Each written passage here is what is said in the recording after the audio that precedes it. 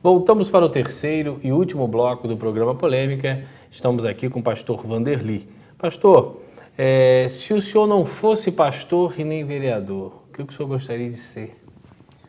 Olha, a minha visão, antes de ser pastor, eu pensava em ser um empreendedor, né? Ser um empresário, né? Comerciante. De que ramo? Olha, eu tinha bar e mercearia na época. Aonde? No Rio de Janeiro, Belfor Roxo. E a gente tinha um sonho de ampliar, de progredir, de crescer. E só que na época, sem uma direção de Deus, a coisa não ia por nada. Pastor, deixa eu fazer uma pergunta ao senhor. Qual a leitura que o senhor tem? Todo mundo tem medo da morte, né? É um mistério insondável, vamos dizer assim. Mas para o senhor, existe vida após a morte? Qual é a concepção que se tem depois que a gente faz a nossa passagem? Olha, por isso que está escrito, conhecereis a verdade vos libertará. Para quem lê a Bíblia, você vai observar lá que o apóstolo Paulo fala, para mim, morrer é lucro e o viver é Cristo. Então, eu acredito que normalmente, a maioria das pessoas pensam que todo mundo morreu e vai para o céu. Só que a realidade, no meu entender, não é bem assim. A pessoa, para poder ter a salvação, ela primeiro tem que crer e se batizar e viver uma vida, ela tem que garantir a salvação dela enquanto ela está viva, porque quando essa carne, ela vai voltar ao pó. Mas o espírito é de Deus e a alma, ela vai ser encaminhada ou para Deus, né, para os céus, ou para o inferno. Quem vai fazer, quem vai decidir para onde vai essa alma somos nós. Então existe céu e inferno? Existe. Eu creio nisso. É o que está escrito na Bíblia, né? Então, se não existisse, a Bíblia não relatava. Mas o inferno não é aqui, né? Não é aqui, não. Aqui já tem certos momentos aí que parece, mas que a Bíblia relata, falando sobre o inferno, um lugar onde haverá choro e ranger de dente, né? Não é uma coisa que é terrível. E há pessoas que falam, eu me batizei quando era bebezinho, mas o batismo é uma questão de fé. Nós não batizamos criança porque a criança, Jesus disse que ela já pertence ao reino do céu. Até enquanto ela é inocente, se ela vier a falecer, ela é salva. Mas depois que ela passa a entender, se ela quer, porque Deus deu o livre-arbítrio, né? Por exemplo, Deus, ele não criou os espíritos imundos, ele criou anjos. Mas os anjos, uma vez tendo se rebelado, né? Houve uma pessoa, vê que houve peleja lá no céu. Que coisa, hein? Logo aonde, né? Lúcifer foi um anjo de luz. Ele foi criado como um anjo de luz, toda beleza, mas por causa do orgulho, ele desejava estabelecer o trono dele, no mínimo igual a Deus, queria ser mais, então Deus, na sua onisciência, expulsou ele juntamente com uma terça parte dos anjos. E se tornaram anjos decaídos, demônios. Então Deus não criou o mal, criou o bem, mas eles se rebelaram. E hoje, o que acontece? Ele não tem mais salvação para ele. E ele odeia Deus. Só que ele não pode fazer nada com Deus. Bom, já que eu não posso fazer nada com Deus, eu vou tocar na menina dos olhos de Deus, que são os seres humanos. Nós fomos criados à imagem e à semelhança de Deus, né? E é onde há uma necessidade de lutar, vivendo uma vida pela fé, para poder garantir a nossa vida eterna com Deus. E eu acredito que uma vez, se nós formos fiéis, como está escrito, ser fiel até a morte, não adianta ser fiel por um tempo, 2 tempos, 3 tempos. Hoje, eu acredito que eu estou salvo. Amanhã ou depois vai depender das minhas atitudes. Se eu permanecer fiel, então a minha salvação é garantida. Mas se eu perder o temor a Deus e desviar, então tudo que eu fiz não valeu de nada. Pastor, me diz uma coisa, a gente vive um mundo de muita intolerância, né? Preconceito de cor, intolerância religiosa, muita guerra. O que falta hoje ao ser humano? Falta Deus. Não, hoje... Mas não se briga também por religião? Mata-se por ela? Então, mas aí você falou uma coisa interessante, né? Mata-se por causa de religião, mas ninguém mata por causa de Jesus. Não é verdade? Então, hoje a gente vê que o ser humano, a maioria das pessoas são muito egoístas, elas pensam só nela. Elas são egoístas.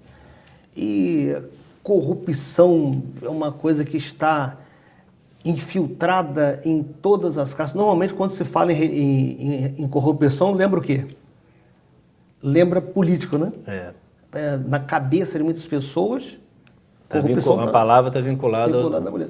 Mas nós sabemos que a corrupção está em muitos eleitores que às vezes vendem seus votos, está em muitos empresários, no meio do comércio, em igrejas.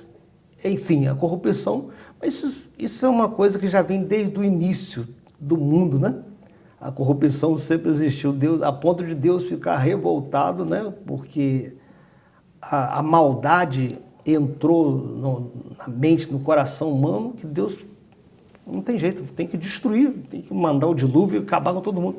Só que havia um ali, que era Noé, que era justo, então... Deus, se ele destruísse Noé junto com aquela geração, Deus estaria fazendo uma coisa contra ele mesmo, que é, antes de Deus ser bondade, amor, misericórdia, compaixão, ele é justo, a base do trono dele é justiça. Então, por causa da fidelidade de Noé, do caráter de justiça de Noé, Deus, antes de destruir, avisou: eu não suporto mais, vou destruir, mas como tenho visto que você é uma pessoa que tem me agradado, aí deu as coordenadas para ele construir a arca e todo mundo criticava, chamava de maluco. Ele levou 100 anos construindo uma arca. Não é que Deus vai mandar dilúvio, coisa nenhuma, não é maluco. Só que quando Deus fez chover 40 dias, 40 noites, que a ficha daquele povo, aquela geração perversa foi cair, né? E quantas vezes eu critiquei Noé, falei que era maluco, mas Noé está salvo. E nós estamos morrendo. Então é mais ou menos por aí. Isso tem até uma concepção do sentido figurado, né? De você optar pelo caminho da fé e não optar pelo caminho da fé. Exatamente. Como se o dilúvio fosse um arrebatamento, né? Exatamente. Né? Pastor, existem muitas questões a serem discutidas. Nós estamos agora nos cinemas, vai receber a história do Bispo Macedo. Eu tive a oportunidade de ler o primeiro livro, não o segundo. Inclusive, não sei se a irmã dele é casada com o J.R. Soares, né? R.R. Soares. Eles antes eram até juntos, depois teve uma cisão, né? Certo. Criticam muito ele também e vinculam muito quem é da igreja a não ter patrimônio. Parece que todo mundo que está na igreja teria que ter um voto de pobreza. E ele é um homem de posse. Como que a igreja defende isso da mídia, de pessoas de outras igrejas? Por que ela, além de ser uma grande igreja, mas ela também sempre levanta, como as outras também levantam, a igreja católica tem uma série de problemas, mas que levanta também um pouco da incerteza, do fundamento da Igreja Universal? Olha, é tipo atestado de pobreza? Sim. Pelo contrário, a Igreja Universal, a teologia dela, uma delas é a prosperidade. Inclusive, nós temos todas as segundas-feiras porque cada dia é uma reunião voltada para resolver algum tipo de problema. Então, prega o evangelho completo, salvação, vida eterna. Tem dia que é de cura divina, libertação, e tem filas de milagres, tem em todas as igrejas. Libertação, problema da família, né? E as segundas-feiras é o dia que procura uma mensagem de acordo com a palavra de Deus, fazendo a pessoa entender que ela não foi criada, ela não nasceu para viver pobre, mas ela nasceu para ser bem-sucedida. É da vontade de Deus que a pessoa prospere, porque imagina, você tem quantos filhos? Tem filhos? Tenho 2. 2 filhos. Imagina, eu tenho qual o pai, qual a mãe que tem prazer em ver um filho passando necessidade? Fazendo um mau casamento, doente.